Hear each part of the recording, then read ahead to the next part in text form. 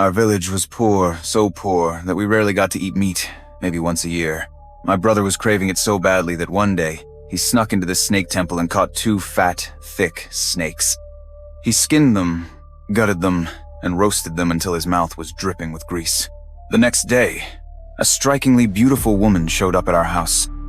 With tears welling up in her eyes, she said she had lost 2 sons and was looking for them. My mom, noticing how beautiful the woman was, tricked her into the house, made her drink 2 big bowls of a drugged concoction, and then sent her to my brother's bed.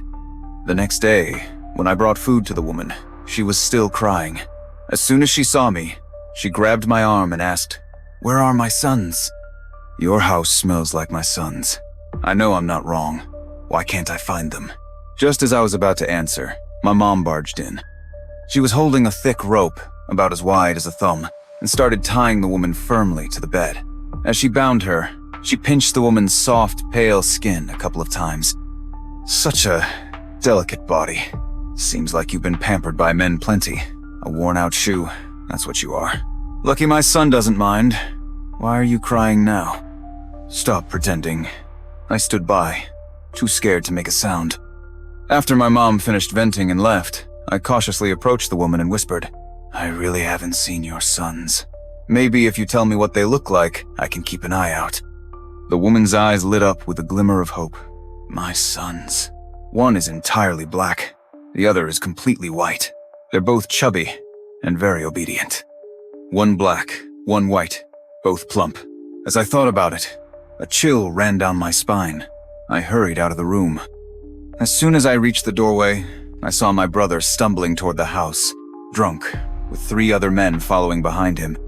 Realizing what they intended to do, I rushed forward, blocking my brother's way, panic written all over my face. "Brother, don't go! You can't! That woman!" "There's something strange about her. She said her sons are." Before I could finish, my mom stormed out and kicked me to the ground.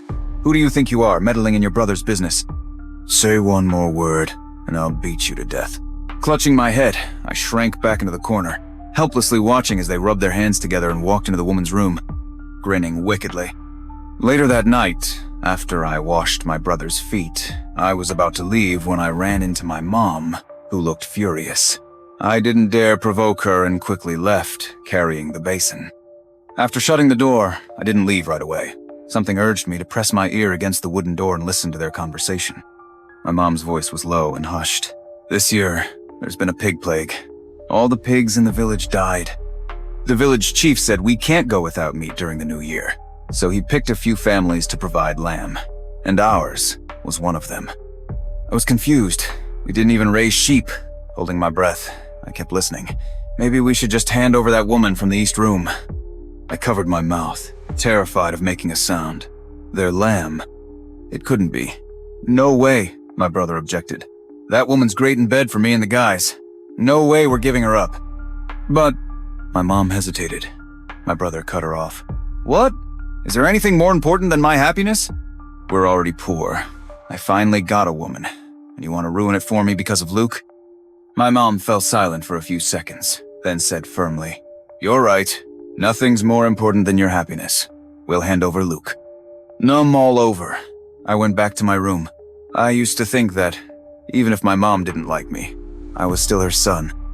Never did I imagine that just a few words from my brother would be enough for her to send me to my death. I curled up on the bed, trying to process it all. Once my mom and brother had fallen asleep, I tiptoed to the woman's room. She was lying on the bed, naked, chained by the neck. Bruises covered her pale skin. She saw me, her eyes wide open, wriggling on the bed. "You said you would help me find my son. Did you find him?" I mustered up the courage to walk up to her and unchained her, then leaned close to her ear and whispered, "You said our house has your son's scent. Didn't you notice? My brother. He carries even more of your son's scent." At first, she looked at me in confusion.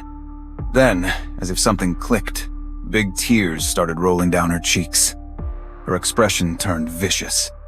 I was so startled that I stumbled back several steps, stuttering, "No, it's not my fault. My brother killed your son, and my mom, she helped him. I have no say in the family. Even if I wanted to help your son, I couldn't. And after all, I did save you, right? Whatever you do, I want no part of it. Just promise me. You will spare me when the time comes. I just want to live. After I said that, I didn't wait for her response. I ran out of that room like my life depended on it. The next day, I was jolted awake by my brother's screams. I rolled out of bed in a panic to see what was going on. The woman was dead. She had hung herself, dressed in a bright red wedding dress, her face pale and her tongue stretched out long. My legs gave out, and I collapsed onto the floor. My mind was still spinning. That's when I saw my great-uncle walk in from outside, his face grim. He walked over to the woman's corpse and fiddled with her body for a moment. He took a deep breath, then looked at my mom. This woman, where did she come from? My mom forced a smile. Oh, she's from my side of the family. My great-uncle clearly didn't believe her. He squinted at my mom, his voice dropping lower. I'll ask you again, where did she come from? His gaze was so sharp that my mom shivered. She didn't dare to lie anymore. She came to us willingly. I saw she was good-looking, so I thought she could be a wife for Dawa. Who would have known she'd do something like this? My mom sneered at the woman, acting all high and mighty. Guess she wasn't blessed with much luck. My great-uncle's voice dropped to a growl. Enough. My mom flinched, instantly clamming up. My great-uncle crouched down and fiddled with the woman's body again. His face grew darker and darker. My mom, standing nearby, hesitantly called out to him twice. My great-uncle finally sighed and straightened up. This isn't something to mess with. One wrong move, and your whole family will be buried with her. My mom's face turned pale. She grabbed my great-uncle's arm desperately. Uncle Sen, you have to do something. Jason, he's your... Before she could finish, my great-uncle cut her off sharply, giving her a cold glare. My mom instantly shut her mouth. Jason was my brother's name. I had a gut feeling they were hiding something from me. But they wouldn't say, and I didn't dare to ask. My great-uncle stared at the woman's body for a long time. Then he waved me over, patting my head gently, a warm smile on his face. Luke, you've grown up. You're old enough to handle things now. My eyes widened, and my body instinctively tried to back away. But my great-uncle's grip was too strong. I couldn't move an inch. My great-uncle squinted at me. Luke, later, you're gonna carry this woman to your room. When you sleep tonight, put her under your bed. This is the only way. The only way to break this curse and save your entire family. My heart pounded, and I shook my head desperately. My great-uncle. Did he even know what he was saying? Put a corpse under my bed? Seeing my resistance, my great-uncle softened his tone. Don't worry. Pure yang energy repels ghosts. You haven't lost your purity yet. She can't hurt you. Seeing my hesitation, my mom ran to the kitchen and grabbed a cleaver, waving it in my direction. She cursed under her breath. You think you have a choice. I'm telling you, if you don't do what your great-uncle says, I'll chop you up right here and now. My great-uncle glanced calmly at my mom, then turned to me. So, are you willing now? Seeing the fierce look in my mom's eyes, I had no choice but to grit my teeth and nod. Before I carried the woman's corpse back to my room, my great-uncle patted my shoulder, his face solemn. Remember, tonight, the tips of your shoes should face the bed, and you have to sleep face down the entire night. That way, she'll be trapped under the bed. She won't find her way out, and only this way, you'll be safe. I kept my head down and didn't say a word. That night, I lay on my stomach, face down, my body trembling uncontrollably. There was a bone-chilling coldness coming from under the bed, making me shiver. I muffled my thoughts. None of them wanted me to live. My mom wanted to raise me like livestock to feed the whole village. My great-uncle made me put a corpse under my bed. I didn't know what he was planning, but it couldn't possibly be for my own good. Thinking about it, I clenched my teeth, kicked the shoes around to mess them up, and flipped onto my back. If they didn't want me to live, then let's all die together. At the first crow of the rooster, I jumped out of bed, stumbling and scrambling out of the room. Surprisingly, I was still alive. My great-uncle was standing stiffly by the doorway. When he saw me, his eyes narrowed. You're? He didn't finish his sentence before pushing me aside and running into the room. I hurried after him, and just as I entered, I saw my great-uncle dragging the woman out from under the bed. The woman, who had been pale and lifeless yesterday, now had a rosy flush to her cheeks. She looked as if she were merely sleeping. My great-uncle whipped around, glaring at me viciously. "Last night, did you do everything I told you?" His expression scared me so much, I staggered back 2 steps, stammering, "Yes, of course I did, Uncle San. I don't want to die. I did everything exactly as you said. Did I do something wrong?" My great-uncle stared at me for a long moment, his eyes probing. I couldn't tell if he believed me or not. Finally, he let out a heavy sigh. This thing is more vicious than I imagined." Just as he finished speaking, my mom and my brother burst into the room. My mom, trembling, walked up to him. "Uncle San, what's going on? Did something happen?" My brother, on the other hand, stared at the woman's corpse and gulped hard, looking at me with a disgusted expression. My great-uncle sighed. "This thing, it's much fiercer than I thought. My abilities aren't enough to handle her. I need to go to the city and bring back my junior uncle. It'll take about 2 days." Then he looked at me. "Luke, for the next 2 days, you keep doing exactly what I told you. At night, put her back under your bed. It's the only way to suppress her until I get back. Understand?" I didn't want to get beaten again, so I nodded hastily. That night, just as I lay down, the door to my room creaked open. I shot up in a panic and saw my brother standing in the doorway, grinning eerily. I thought he had come to check on me, so I quickly blurted out, "Bro, I've been good. I've been sleeping face down every night like Uncle San said." To my surprise, my brother didn't even acknowledge me. He walked straight to the bed, unbuckling his belt as he crouched down to crawl under. Realizing what he was about to do, I grabbed my blanket and tried to leave. My brother shot me a cold glare. "Don't move. Lie back down on the bed. That old man said you can suppress her. You do what you're supposed to do." I opened my mouth to speak, but before I could say anything, he kicked me hard in the stomach. "Shut the hell up. Just listen to me." I clutched my stomach, the pain ripping through me. I didn't dare say another word. Not long after, my brother climbed out from under the bed, buckling his pants with a satisfied look on his face. Before leaving, he glanced back at me, like he was looking at a stray dog. "You better know what you should say and what you shouldn't. If you don't, I have 1,000 ways to make you wish you were dead." I nodded weakly. Only then did he leave, satisfied. The next morning, I was woken up by noises coming from outside. I rushed to open the door, and what I saw nearly made my legs give out. The entire courtyard was covered in snakes, slithering along the walls. Some were as thick as a baby's arm.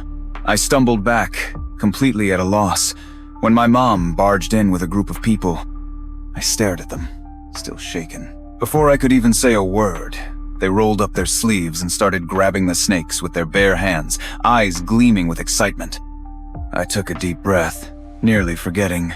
These snakes that looked like monsters to me were just food to them. By noon, the courtyard was cleared of snakes. In the middle, they had set up a giant pot. The men sat around chatting and smoking, while the women skinned and gutted the snakes in groups of 3 or 4. It was as lively as if they were celebrating New Year. Before long, the smell of meat filled the air. Just as everyone was about to dig in, Hu the cripple hobbled into the courtyard. He wiped the sweat from his forehead and pointed a trembling finger at the pot. "Don't eat it. Don't eat it. These snakes, they have the scent of human flesh. They didn't come from inside the snakes. Eating them, it'll bring disaster. These are not ordinary snakes." Hu the cripple spoke with earnestness, but the villagers were too enchanted by the smell of meat. Not only did they ignore him, but they also beat him senseless and tossed him out like a rag. I couldn't bear it. I ran outside and helped Hu the cripple up, whispering, "Are you all right? If you're okay, you should leave now. These people have gone crazy for meat. They won't listen to you. If you come back, they'll just beat you again." Hu the cripple sighed. "You can't reason with the damned. You can't reason with the damned. Kid, if you believe me, don't eat that meat. You'll die if you do." I forced a bitter smile. "Don't worry, I'm not gonna eat it. Even if I wanted to, I wouldn't get any. There's only one pot, and in this family, I'm not even as good as a dog. Who would give me any?" Hu the cripple looked at me deeply. didn't say another word, and left.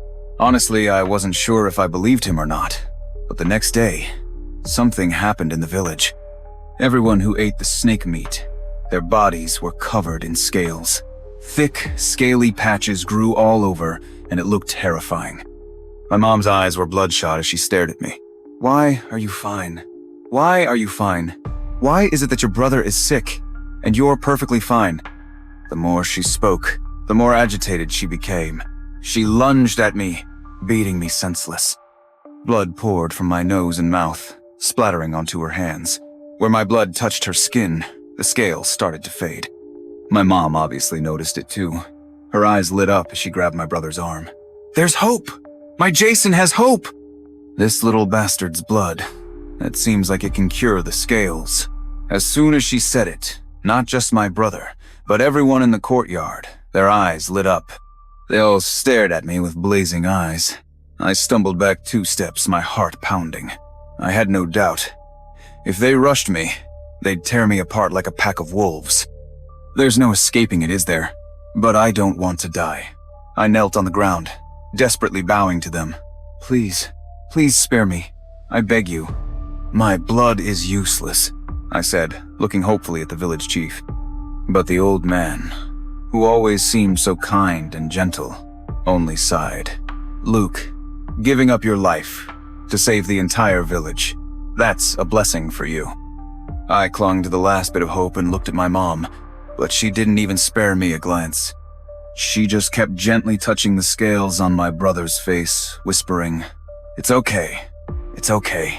It'll be fine soon." I watched as the crowd moved closer and closer. Just when I thought it was all over, a cold, clear voice cut through the mob. "What are you all doing?" Everyone turned their heads in unison, and I followed their gaze. It was my great-uncle, and next to him stood a young man in his 20s. It must have been him who had spoken.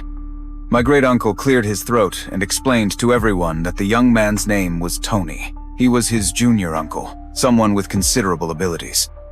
My great-uncle held great respect in the village. Whenever strange things happened, people would go to him. Tony, however, paid him no attention. He just calmly scanned the crowd. His gaze finally landed on me, backed into a corner. He nodded as if he understood. "So, you've been afflicted by the snake curse. But crowding him won't help. His pure yang blood might suppress it for a while, but it's not a real cure. To truly solve this, you have to find the source of the snake curse." Tony explained it all in just a few words. The villagers began to look at him with even more admiration. Tony walked up to me, reached out, and pulled me up. He asked, "Where is the snake mother?" I froze for a moment before realizing he was talking about the woman's corpse. I quickly led him to the house and dragged her out from under the bed. The moment I saw her, I collapsed to the floor in terror. Her stomach, which had been flat last night, was now swollen like a giant balloon. I trembled as I looked at Tony. He didn't say anything. He just let out a cold laugh. "What a clever scheme." I looked at Tony, completely bewildered. "What?" The smile on Tony's face deepened. A strategist who sacrifices himself can change the course of fate. An avenger whose life is bound to hatred. They will claim a life for a life. Tony stood up and looked at my great-uncle. Quite the plan. But that's not how you save people. My great-uncle sighed deeply and bowed to Tony. "Junior uncle, I truly had no choice." Tony didn't reply. He simply changed the topic. "Where's the place in this village with the most yin energy?" My great-uncle didn't hesitate. "The mass graves on the back hill." Tony nodded thoughtfully and then looked at me. "Tonight, carry the woman's body to the mass graves. I'll meet you there. Is that all right?" I shook my head, stepping back. "I'm scared." Before Tony could say anything, my mom kicked me to the ground. "Do what you're told. What are you afraid of? If you mess this up, I'll beat you to death." She moved to hit me again, but Tony stepped in front of her, his eyebrows knitting together. "All life is equal. If he doesn't want to, that's his choice. You shouldn't treat him like that." My mom reluctantly stepped back. My nose stung. It had been so long since anyone treated me like a human. Tony crouched down, his gaze steady and warm. "Trust me," he said. "I won't let anything happen to you. Only you can do this. Your pure yang blood is the only thing that can suppress her. You have to trust me." Looking into Tony's resolute eyes, I nodded instinctively. Okay, not for anything else, but because he saw me as a person. In the afternoon, I went up the mountain to cut grass for the pigs. Suddenly, a hand grabbed me tightly, startling me so much I nearly screamed. When I saw who it was, I let out a heavy sigh of relief. It was Who the Cripple. His face looked grim. He asked me, "You're going to carry the woman's corpse to the mass graves tonight, aren't you?" I didn't say anything, just nodded. Who, the cripple's face turned deathly pale. "Kid, listen to me. Don't go. You'll die." I snapped my head up, staring at Who the Cripple. "But Tony said he would keep me safe." Who the Cripple looked at me with utter disappointment. "If he didn't say that, would you have listened to him?" I stared blankly at Who the Cripple. But why would he lie to me? It's not like I had a choice. Even if he didn't lie, my mom would still force me to go. The cripple shook his head. "You don't understand the ways of yin and yang. Carrying a corpse up the mountain, it has to be done willingly. Otherwise, if you try to mess around on the way, everything will be ruined. Kid, he's making you carry that corpse up the mountain.